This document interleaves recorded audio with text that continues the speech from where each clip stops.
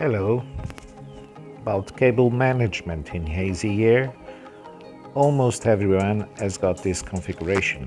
The Asiair directly in the scope and a bunch of cables around the scope. This affects the balance. So I decided to make something different because I've got more than one scope.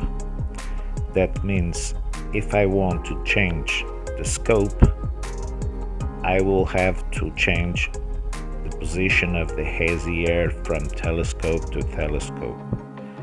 So I decided to put in the mount the Asiair. I designed and printed a part which is a support for the Asiair. The idea is to screw the Asiair in this part and fix it in one leg of the mount. And here it is, the part is already finished and screwed to the Asiair. It's just to clip in the leg of the mount. What I intend is to have all the cables on the mount, not in the scope. Okay, now I put the clip in the leg. Here it is, and now I connect all the cables directly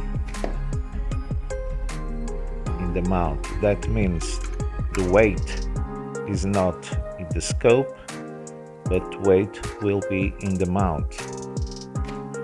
I will just have a loom of cables from the Asiair to the scope. Now to change is easy, and the assembly of the Asiair and that loom is always the same.